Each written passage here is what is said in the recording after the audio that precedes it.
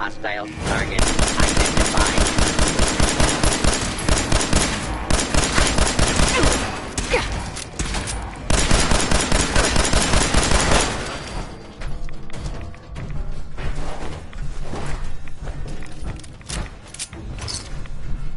Hey, let me ask you something.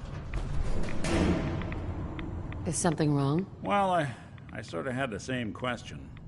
It's just, with everything that's happened with you and your family, it's a whole hell of a lot to process. I wanted to make sure you're holding up all right.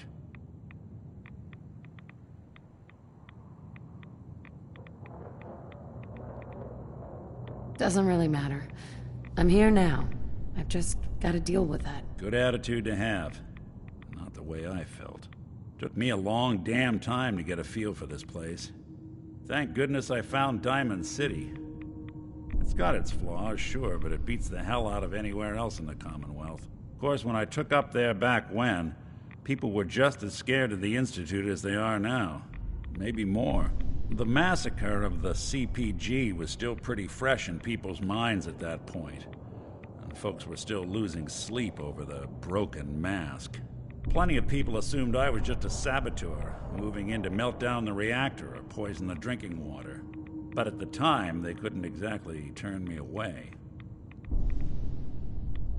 Broken mask? This was long before I'd moved to town, but apparently some gentleman type shows up in Diamond City, heads down to Power Noodles. Guess he didn't like the food because he pulled his pistol and opened fire on the folks enjoying theirs. When security finally put enough holes in him to drop him, they say he was full of servos and sprockets, just like yours truly. Seems he malfunctioned, went berserk. It was the first time people realized that synths had stopped looking like me and started looking like them. Considering what these folks went through, I felt real lucky they let me in the front gate at all. Massacre of the CPG. What's that? The Commonwealth Provisional Government. Years back, a group of settlements tried to get together and form a coalition. Every settlement with even a hint of clout sent representatives to try and hash out an agreement. Only the Institute sent a representative of their own, a synth. The man killed every rep at the talks. The Commonwealth Provisional Government was over before it even got off the ground. I took up in town not long after. I was damn lucky they didn't just tell me to scram right then and there.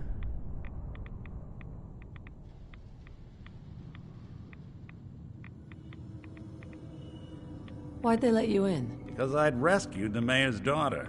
Gal of about 15. Pride and joy of the mayor back then. Man by the name of Henry Roberts. The young Miss Roberts decided she'd run off with some caravan hand she'd, known for an evening. Turns out the guy was part of a gang of kidnappers. I didn't even know who I was rescuing, just stumbled on a crying girl and 4 toughs. I took her home and the mayor dubbed me a hero, offered me a place in town.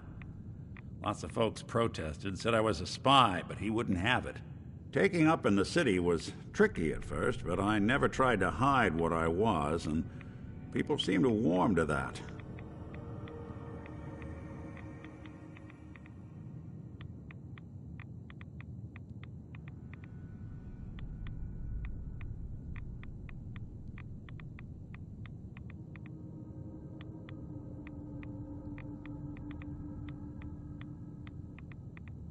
What? You took down 4 guys by yourself? Well, I didn't have to. Back then, synths were even more of an unknown quantity than they are today. I told them I was rigged to explode and started going beep, beep, beep. Hardest part of that rescue was keeping from laughing as they climbed over each other to get away.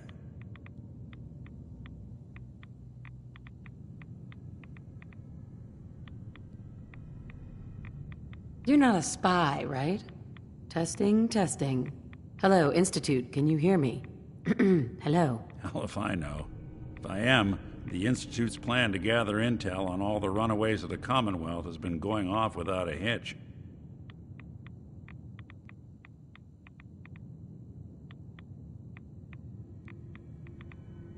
Was it hard, settling in? Well, they sure didn't make it easy.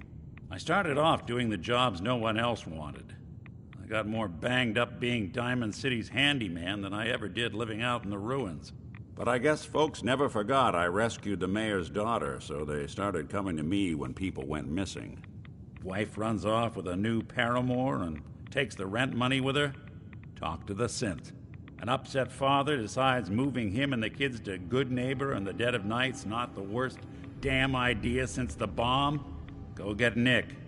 After a while, the jobs got so backed up, they didn't even ask me to do the handyman stuff anymore.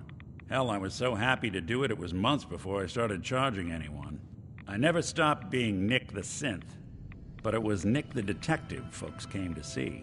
It was about then that things finally started feeling normal. It took me a long time to realize that home is where you make it. And with some time and effort, this place can be home for you, too. That's a long story, but I hope it helps. Want to get moving? Hey.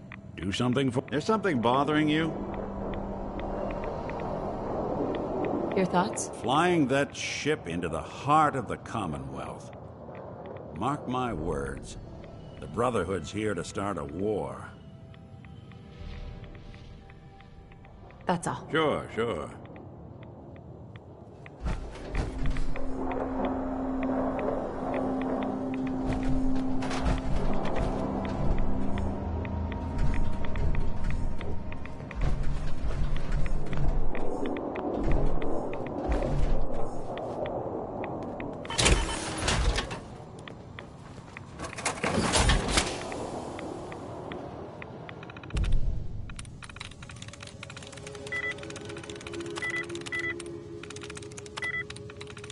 Sweet.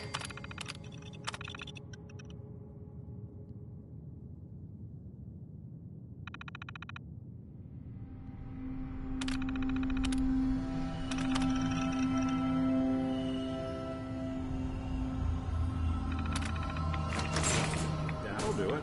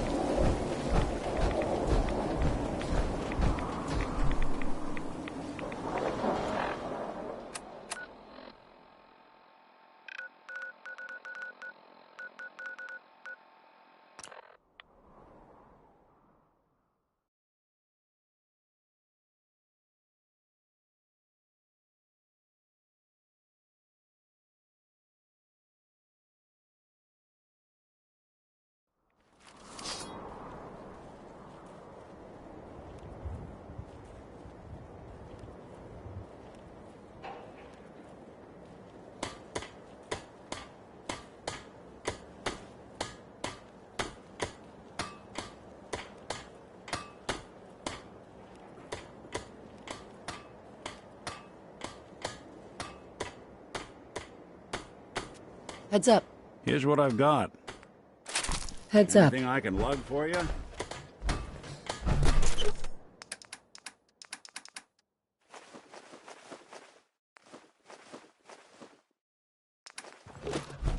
Can't believe you and Preston let Mama Murphy die like that.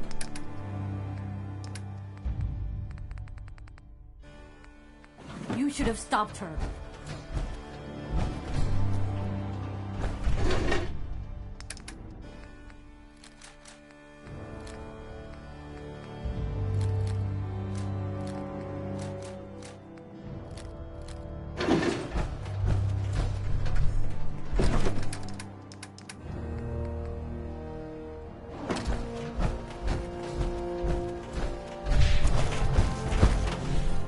Move here. Done and Here. done. Man.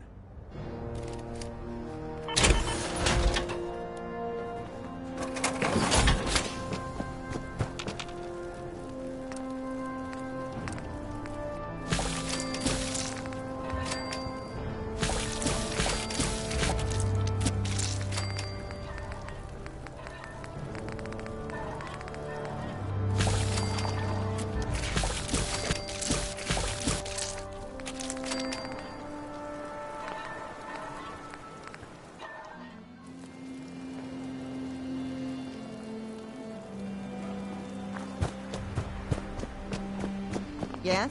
Carla, Back again? Time to do business? I'll take a look. Sure. Yeah, keep your shirt on.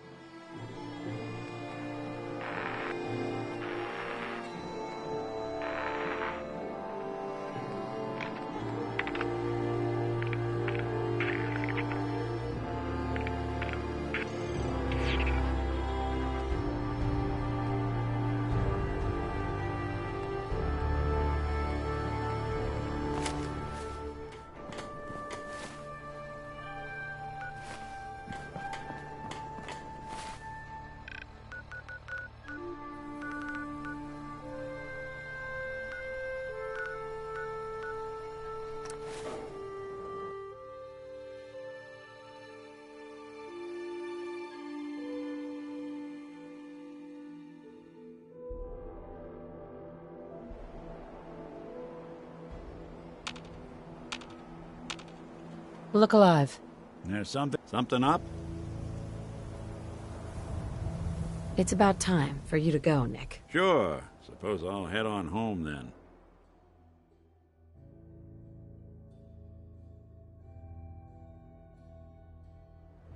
Hey, Valentine. Time to hit the road? You interested in traveling together? Sure. Could be fun. Let's head out. Well, all right.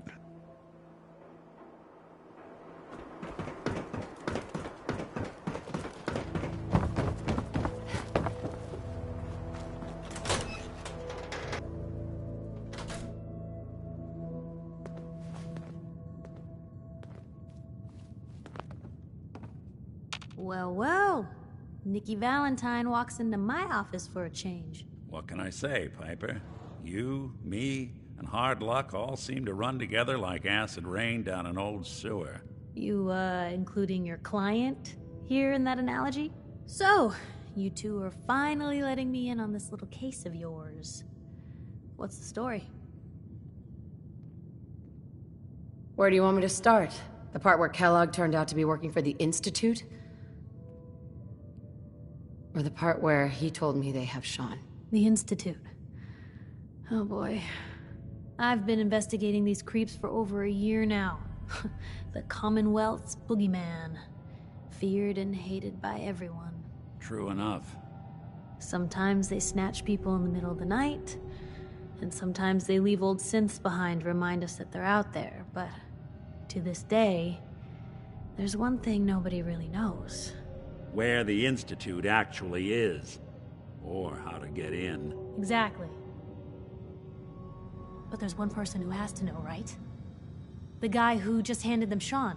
Kellogg? Huh. What about him? He had to have a way in and out. But, well, we both know that angle is cut off. Any other ideas, Nick? Talk about a literal dead end, huh? So, a murderer and a kidnapper gets his brains blown out by an avenging parent. Huh. Be a great ending if we didn't still have the biggest mystery in the Commonwealth to solve.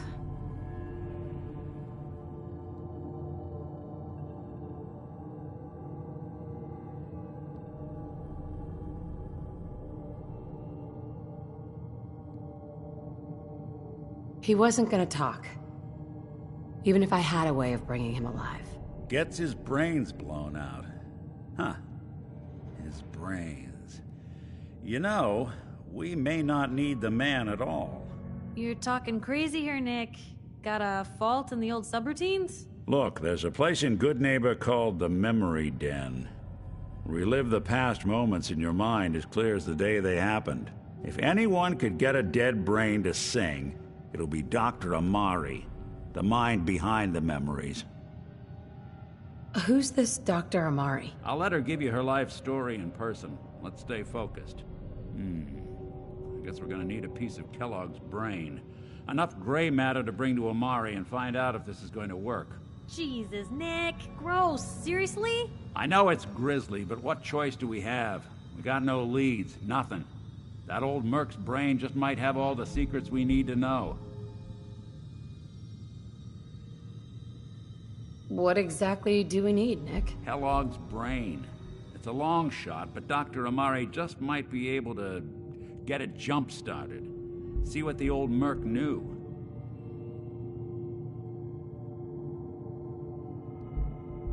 Actually, I think I already have something. Kellogg had this thing attached to his head. Cybernetics, huh? We may have just won the lottery. Whether we're riding this crazy brain train or not, we can't all go running across the Commonwealth, so... who's coming with you? I have to go to the Memory Den either way, if I'm going to introduce you to Amari. But if you want to head there together, just say so.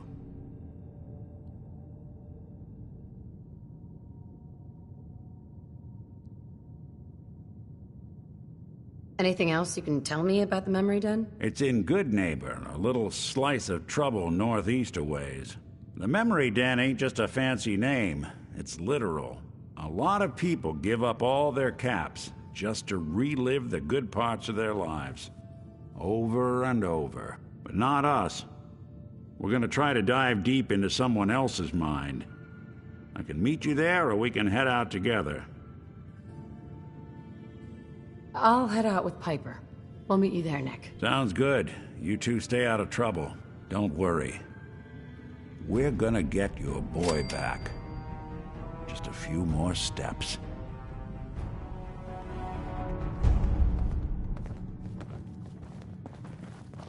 Look alive. What you got for me? Hold position.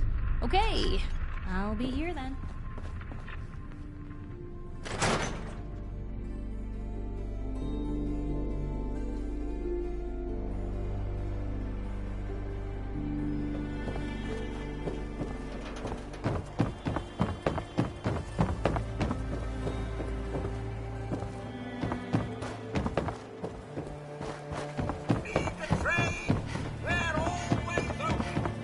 You see that big blimp? It's the brother of something. Why are they here?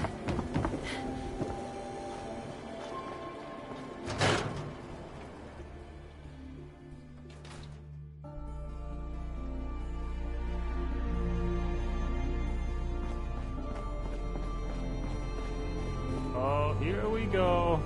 Quiet, Iffy. All right. Tell me, Diamond City Radio is terrible, yes? It makes you want to cut your own ears off.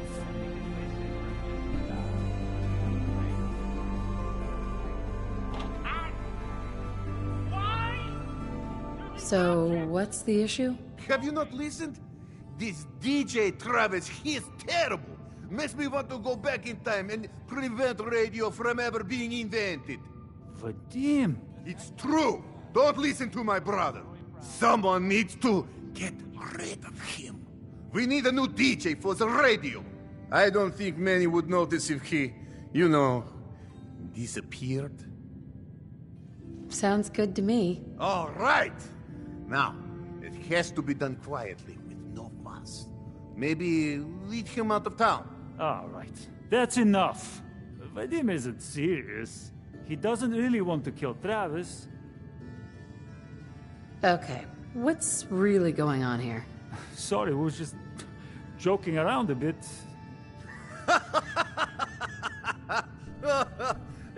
It's true. Only jokes. Travis is a good friend. Yefim and I worry about him. Well, Travis, he means well, but he does not have the confidence he needs for that job, or anything else, really. And so he's always awkward. He does not believe in himself, you see? He expects he will fail at everything, and so he does.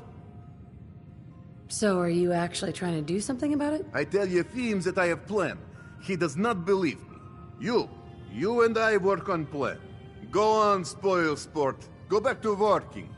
We will figure out how to help Travis. Come, you. Meet me in back room. We discuss plan.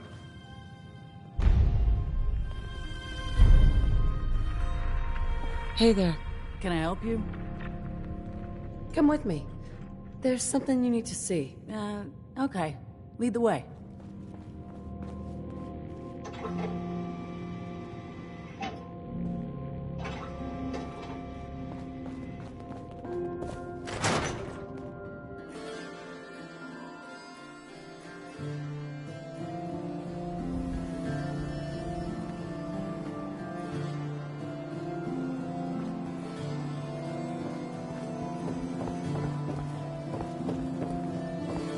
I ain't telling you how to pick your friends. Piper's kind of a troublemaker.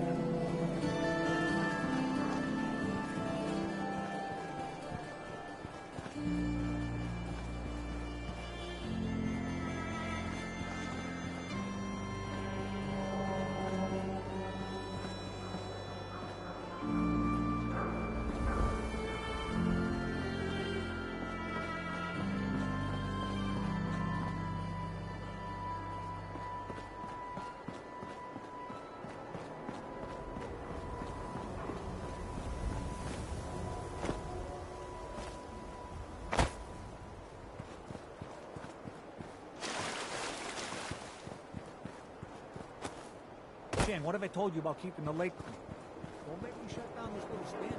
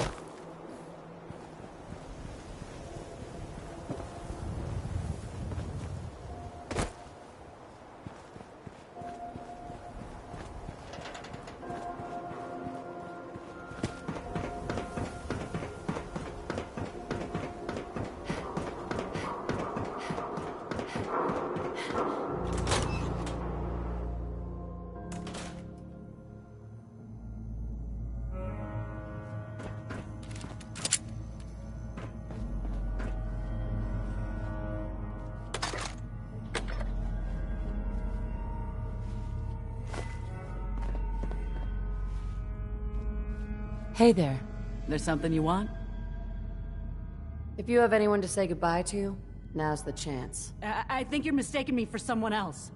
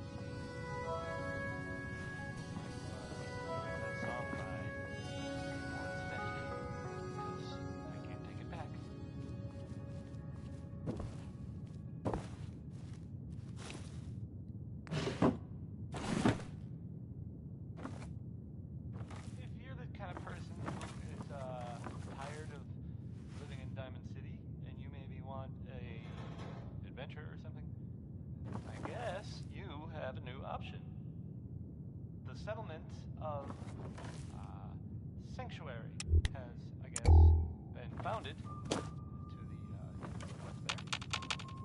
Good luck to them with, you know, the whole.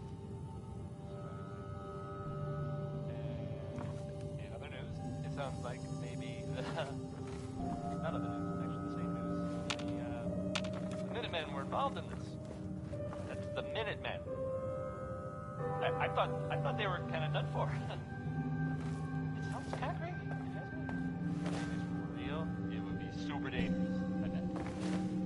Here's Frankie Carl with a song that, frankly, sounds a little too good to be true. I'm not saying he's embellishing. Well, no. Okay. I guess I am. Never mind. Here's one more tomorrow.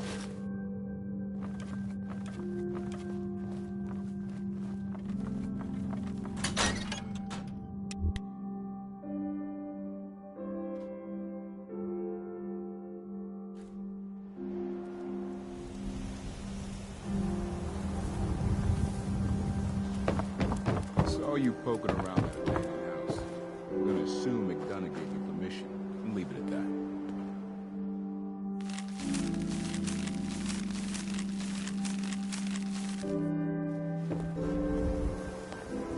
Hey, Doc. Radiation poisoning is a common ailment, but we can cure just about anything. Do you know anything about this receipt? Let me see. This is Dr. Crocker's deplorable handwriting, all right. Looks like Earl Sterling was one of his patients. The procedure noted here is mundane. Low-risk cosmetic work. Dr. Crocker never performed it, however. Said Earl vanished before he paid. Now, let's get back to talking about your medical needs.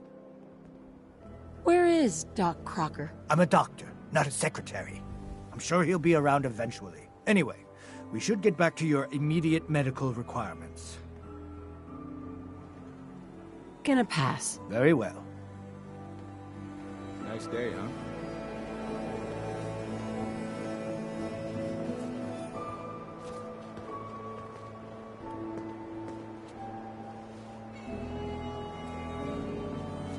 There's an awful lot of blood leading into the surgery center basement.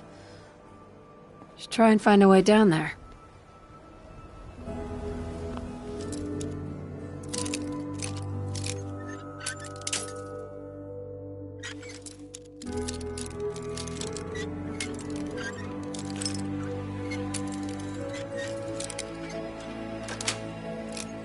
Sweet. Oh, Earl. You've really been a handful, you know.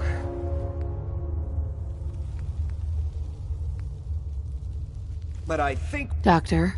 Oh, naughty, naughty. You're not supposed to be down here, but that's okay. I can fix that. I can fix anything.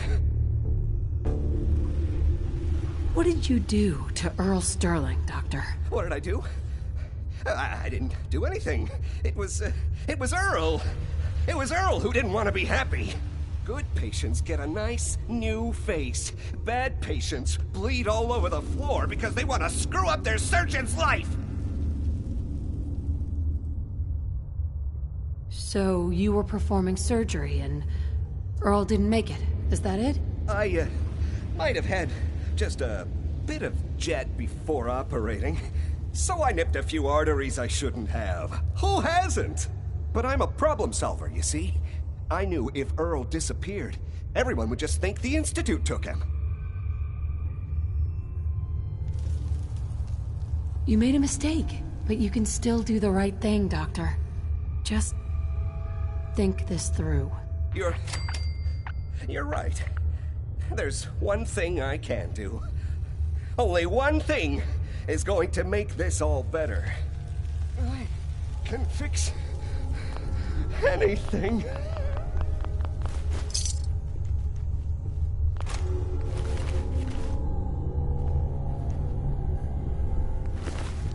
Looks like it'll be a closed casket funeral. Is that Dr. Crocker? I think you owe me an explanation. What happened here?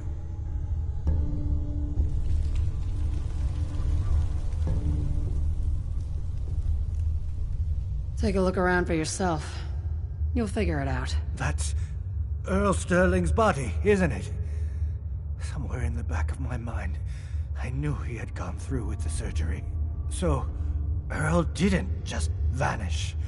The procedure went badly, and Dr. Crocker was just trying to cover it up.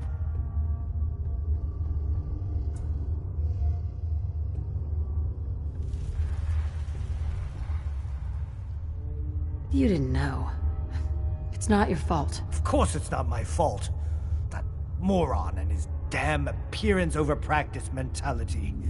Now 2 lives have been lost. It's disgraceful. I better report all this to security. Get out of here. It's going to take a long time to clean this place of biohazards.